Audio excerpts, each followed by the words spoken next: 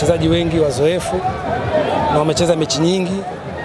Kwa hiyo ukisema twende tukapishane nao, wao waje kushambulia na wewe ndio kuwashambulia, tutatengeneza space nyingi nyuma na watakuadhibu. Kwa hiyo nawashukuru vijana, vile ambavyo tulitrain kwenye mazoezi ndio ambao wamekuja kucheza. Kwa hiyo matokeo ya kufungwa mimi nadhani si mazuri sana kwetu, lakini kwenye football ni matokeo ya kawaida. Kocha, umekuwa ni msimu wa namna gani kwenu na tunashuhudia ikishuka na daraja, na leo hii imekuwa ni mechi ya mwisho? Msimu mbaya kwa sababu wakati ligi inaanza kila klabu inakuwa na malengo. Kwa hiyo malengo kama klabu tulishafeli, timu imeshuka. Lakini kuna malengo individual. Mchezaji mmoja mmoja, mwalimu, lakini hata uongozi. Kwa hiyo nasema msimu haukuwa mzuri kwa sababu timu imeshuka, lakini naamini Mungu alikuwa amepanga. Hicho ambacho kimetokea Mungu alikuwa ashapanga. Hatuwezi kupingana navyo.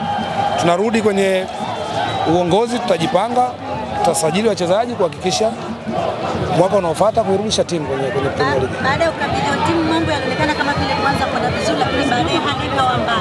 Unaona kitu gani ambacho kilibadilika zaidi? Shida ilikuwa pressure. Pressure ilikuwa ishakuwa kubwa. Kuna wachezaji tayari walikuwa washakata tamaa ya kuwa hawawezi kucheza tena, na kuna wachezaji tayari walikuwa washakata tamaa kuwa timu imeshuka.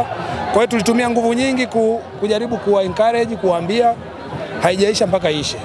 Kwa hiyo gap la pointi lilikuwa kubwa kiasi kwamba wengi walikuwa washakata tamaa. Kwa hiyo mimi nasema yote kwa yote ni vitu ambavyo vishatokea, huwezi kuvirudisha. Tunaangalia mbele kuhakikisha tunabakiza wachezaji wetu.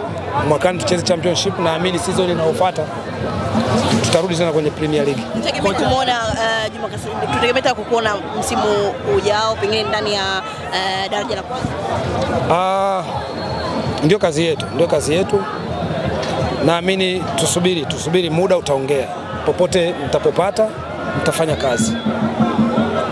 Kocha, nini siri ya, kwa sababu tangu ulipoingia wewe mpaka watu wamejiuliza imekuwaje kutoka alikotoka mpaka kuja kuwa kocha kwa mara ya kwanza tu anaonyesha kiwango cha aina hii? Siri kubwa ni nini?